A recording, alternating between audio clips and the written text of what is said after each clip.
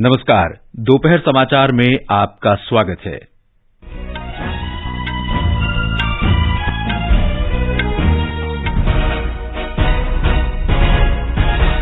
मुख्य समाचार। प्रधानमंत्री नरेंद्र मोदी ने कहा, नए शहरों का विकास और मौजूदा शहरों का आधुनिकीकरण अमृतकाल के दौरान शहरी विकास के दो महत्वपूर्ण पहलू हैं। भारत की अध्यक्षता में G20 देशों के विदेश मंत्रियों की बैठक कल से नई दिल्ली में। G20 की भ्रष्टाचार रोधी कार्य समूह की बैठक गुरुग्राम में जारी।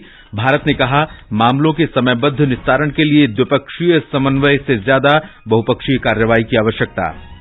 ग्रीस में एथेंस के पास दो ट्रेनों की आमने सामने की टक्कर में 36 लोगों की मृत्यु और कई घायल।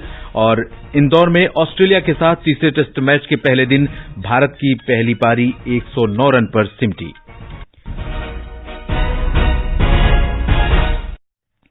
दोपहर समाचार के साथ मैं देवेंद्र त्रिपाठी। प्रधानमंत्री नरेंद्र मोदी ने आज कहा कि 21वीं सदी में तेजी से आगे बढ़ते भारत के माहौल में शहरों का नियोजित होना समय की आवश्यकता है। शहरी नियोजन, विकास और स्वच्छता पर आयोजित बजट उपरांत वेबिनार में श्री मोदी ने कहा कि शहरी नियोजन अमृतकाल में देश के शहरों की नियति निर्धारित करेगा। 21वीं सदी में जिस तरह भारत तेज गति से विकास कर रहा है, आने वाले समय में अनेकों नए शहर ये भारत की अनिवार्यता होने वाली है।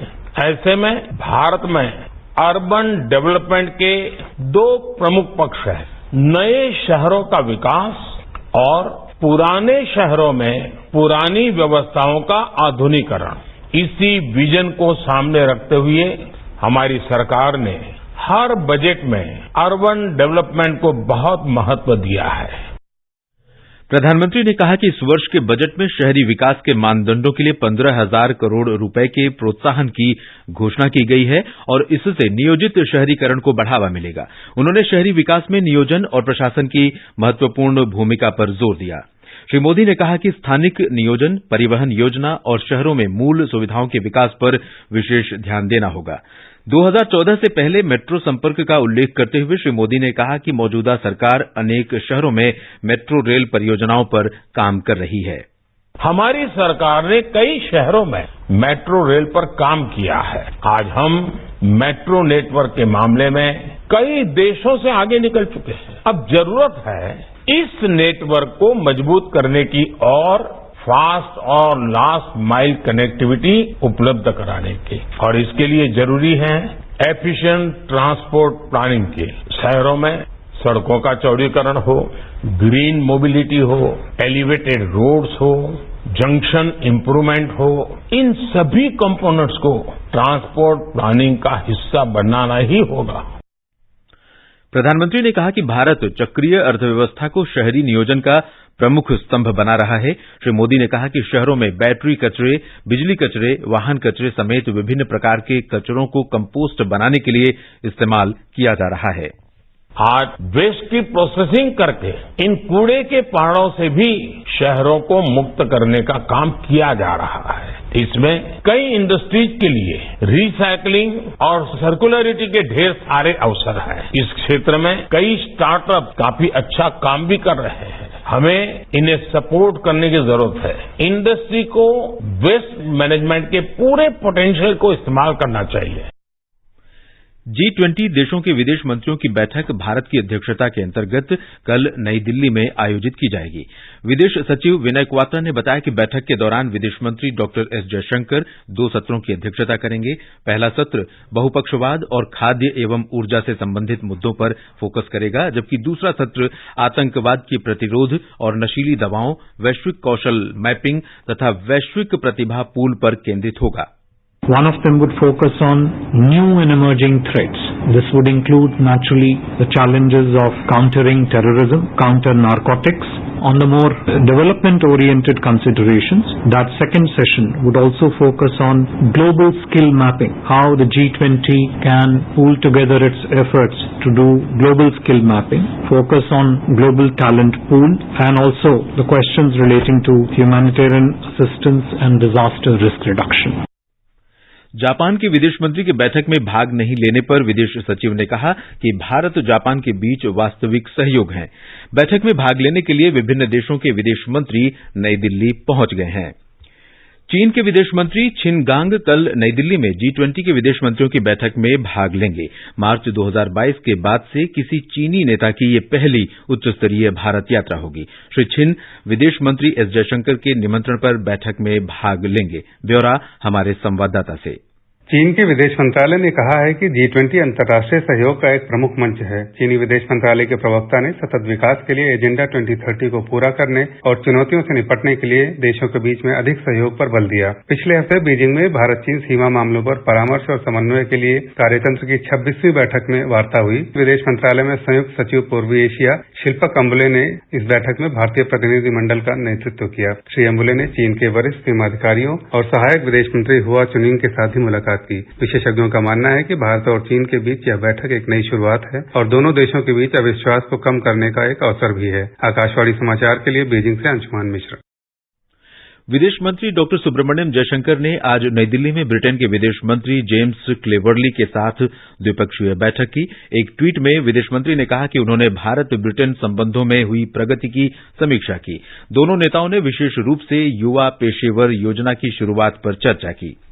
ये समाचार हमारी वेबसाइट newsonair.com/hindi और हमारे mobile app news on AIR पर भी उपलब्ध हैं।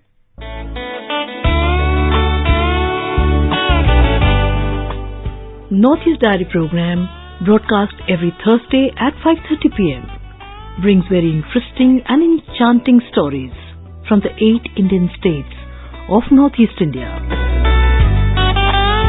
Northeast Diary this week on the 2nd of March 2023 brings an exclusive interview with Professor Ashan Riddhi, Head of Department of History, Rajiv Gandhi University, Doimuk in Arunachal Pradesh. Looking forward to seeing you there.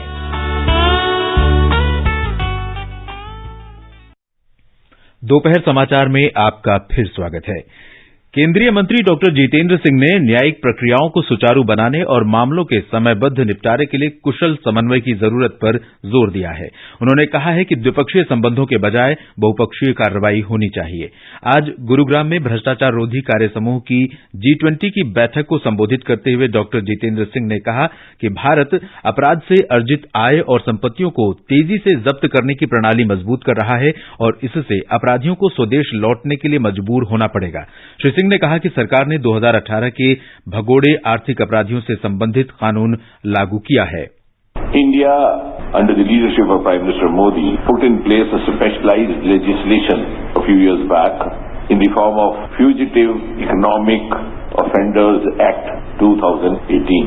The term wherein the fugitive economic offender is defined as an individual against whom a warrant of arrest in relation to scheduled offence has been issued by any court in India and who has left the country so as to avoid criminal prosecution, or the offender abroad refuses to return to face the criminal prosecution back home. G20 की भ्रष्टाचार रोधी कार्य समूह की बैठक शनिवार तक चलेगी। बैठक में खाद्य और ऊर्जा सुरक्षा, विकास सहयोग, आतंकवाद का मुकाबला, नए और उभरते खतरों, मानवीय सहायता और आपदा राहत के मुद्दों पर चर्चा होगी। रायसीना डायलॉग कल से नई दिल्ली में शुरू होगा और ये 4 मार्च तक चलेगा। इसका उद्घाटन प्रधानमंत्री नरेंद्र मोदी करेंगे। इटली के प्रधानमंत्री जॉर्जियो मेलोनी उद्घाटन सत्र में मुख्य अतिथि के रूप में भाग लेंगी। रायसीना डायलॉग 2023 में 100 से अधिक देशों के प्रतिनिधि भाग लेंगे। इनमें कई प्रतिनिधि मंत्रालयों, उद्योग, प्रौद्योगिकी क्षेत्र, रणनीतिक विशेषज्ञता से जुड़े होंगे। इस वर्ष का ये संवाद इस मायने में महत्वपूर्ण है कि ये आयोजन G20 की भारत की अध्यक्षता की पृष्ठभूमि में हो रहा है। रायसीना डायलॉग भू राजनीतिक और भू सामरिक विषयों पर संवाद का भारत का प्रमुख कार्यक्रम है। इसे विदेश मंत्रालय ऑब्जर्वर रिसर्च फाउंडेशन के सहयोग से आयोजित करता है। त्रिपुरा, मेघालय और नागालैंड में मतगणना की सभी तैयारियां पूरी कर ली गई हैं। मतों की गिनती कल सुबह 8 बजे शुरू होगी। सबसे पहले डाक मतपत्रों को गिना जाएगा और ईवीएम को आधे घंटे बाद खोला जाएगा। इसके बाद ईवीएम और डाक मतपत्रों की गिनती साथ साथ की जाएगी। निर्वाचन आयोग ने मतगणना प्रक्रिया की देखरेख के लिए मतगणना पर्यवेक्षकों के साथ साथ सामान्य पर्यवेक्षकों को तैनात किया है। मतगणना केंद्रों के आसपास 3 स्तरीय सुरक्षा व्यवस्था की गई है। ईवीएम मशीनों को सीसीटीवी निगरानी में रखा गया है। नागालैंड में कुल 16 मतगणना केंद्र बनाए गए हैं। उधर त्रिपुरा में 60 विधानसभा क्षेत्रों के लिए 21 मतगणना केंद्रों पर वोटों की गिनती की जाएगी। मेघालय में वोटों की गिनती 12 जिलों और राज्य के एक उपमंडल में 13 मतगणना केंद्रों पर होगी। मेघालय के मुख्य चुनाव अधिकारी FR खरकोंगोर ने आकाशवाणी को बताया कि मतगणना की तैयारियां पूरी हो गई हैं। काउंटिंग 8 बजे से शुरू होगा। हमारे यहाँ पर 13 काउंटिंग सेंटर्स है। 12 तो सब डिस्ट्रिक्ट कैपिटल में है और एक सब डिवीजन हेडक्वार्टर्स में है। फोर्सेस का भी पूरा तैनात है यहाँ पर। 22 कंपनी रिटेन किया है BSF और CRPF के। 13 काउंटिंग सेंटर्स में ये फोर्सेस तैनात है। लगभग काउंटिंग करीब 2 बजे के अंदर पूरे काउंटिंग प्रोसेस समाप्त होंगे। पहले पोस्टल बैलेट का काउंटिंग होगा और उसके बाद जो हमारे EVM का काउंटिंग आरंभ हो जाएंगे। ये पोस्टल बैलेट से शुरू होंगे और आधे घंटे के बाद EVM काउंटिंग का प्रोसेस जारी होगा। हमारे सब डिस्ट्रिक्ट इलेक्शन ऑफिसर्स और सब काउंटिंग सेंटर्स पूरी तैयारी में है और फुली इक्विप्ड है ये काउंटिंग प्रोसेस को सक्सेसफुली कंप्लीट करने के लिए। इस बीच नागालैंड में 4 विधानसभा क्षेत्रों के 4 मतदान केंद्रों पर आज पुनः मतदान हो रहा है। ये मतदान केंद्र हैं न्यू कॉलोनी, पंगती, जबोका और 500 ईस्ट विंग। ये मतदान केंद्र जून्हेबोटो, सानिस, तिजित और थोनोक्न्यू निर्वाचन क्षेत्र में आते हैं। मतदान शाम 4 बजे तक होगा। एक रिपोर्ट। चुनाव आयोग ने नागालैंड में पूरी मतगणना प्रक्रिया की निगरानी के लिए 24 जनरल ऑब्जर्वरों के अलावा 37 काउंटिंग ऑब्जर्वरों को तैनात किया है। कुल 16 स्थानों पर कल मतगणना होगी।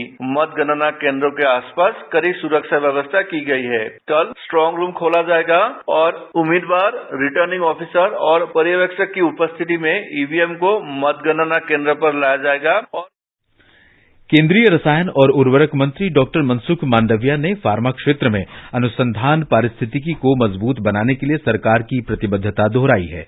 नई दिल्ली में फार्मा शिक्षा और अनुसंधान राष्ट्रीय संस्थान की संचालन परिषद की बैठक की अध्यक्षता करते हुए उन्होंने कहा कि फार्मा क्षेत्र के सतत विकास के लिए अनुसंधान और नवाचार आवश्यक हैं। प्रधानमंत्री नरेंद्र मोदी ने कल असम के डिब्रूगढ़ में संपन्न हुई गंगा विलास क्रूज की यात्रा की सराहना की है। एक ट्वीट में श्री मोदी ने आशा व्यक्त की कि गंगा विलास क्रूज में भारत और विदेशों से और अधिक यात्री भाग लेंगे। क्रूज ने 27 नदियों से 5 भारतीय राज्यों और बांग्लादेश होते हुए 3200 किलोमीटर से अधिक की दूरी तय की। मध्य प्रदेश में शिवराज सिंह चौहान की नेतृत्व वाली भारतीय जनता पार्टी सरकार ने आज 3,14,025 करोड़ रुपए का बजट प्रस्तुत किया। ये सरकार के मौजूदा कार्यकाल का अंतिम बजट है। बजट में कोई नया कर नहीं लगाया गया है और कई श्रेणियों में स्टाम्प शुल्क में कटौती की गई है। ये समाचार आकाशवाणी से प्रसारित किए जा रहे हैं। ताजा समाचार जानने के लिए आप हमारे Twitter handle @AIR News Hindi को फॉलो कर सकते हैं। जनादेश त्रिपुरा, मेघालय और नागालैंड के चुनाव परिणामों पर आकाशवाणी समाचार की होगी नजर। विशेषज्ञों के साथ होगी चर्चा और मिलेगी नतीजों की ताजा खबर। आकाशवाणी के FM गोल्ड पर 2 मार्च सुबह 10 बजे से सुनिए चुनाव परिणामों की विशेष कवरेज। ग्रीस में एथेंस के उत्तर में 2 ट्रेनों की आमने सामने की टक्कर से 36 लोगों की मृत्यु हो गई और 85 लोग घायल हो गए हैं। थिस्ली क्षेत्र के गवर्नर के अनुसार एथेंस से थेसालोनिकी के उत्तरी शहर जा रही एक यात्री ट्रेन और थेसालोनिकी से लारिसा जा रही एक मालगाड़ी मध्य ग्रीस के लारिसा शहर के पास टकरा गई। भारत और ऑस्ट्रेलिया के बीच बॉर्डर गावस्कर सीरीज का तीसरा क्रिकेट टेस्ट मैच इंदौर में खेला जा रहा है। भारत ने टॉस जीतकर पहले बल्लेबाजी करने का फैसला किया और उसकी पहली पारी 109 रन पर सिमट गई। विराट कोहली ने सर्वाधिक 22 रन बनाए। और अंत में मुख्य समाचार एक बार फिर। प्रधानमंत्री नरेंद्र मोदी ने कहा, नए शहरों का विकास और मौजूदा शहरों का आधुनिकीकरण अमृतकाल के दौरान शहरी विकास के 2 महत्वपूर्ण पहलू हैं। भारत की अध्यक्षता में G20 देशों के विदेश मंत्रियों की बैठक कल से नई दिल्ली में। G20 की भ्रष्टाचार रोधी कार्यसमूह की बैठक गुरुग्राम में जारी। भारत ने कहा, मामलों के समयबद्ध निस्तारण के लिए द्विपक्षीय समन्वय से ज्यादा बहुपक्षीय कार्रवाई की आवश्यकता। ग्रीस में एथेंस के पास 2 ट्रेनों की आमने सामने की टक्कर में 36 लोगों की मृत्यु और कई घायल। और इंदौर में ऑस्ट्रेलिया के साथ तीसरे टेस्ट मैच के पहले दिन भारत की पहली पारी 109 रन पर सिमटी। इसके साथ ही दोपहर समाचार का ये अंक समाप्त हुआ। नमस्कार।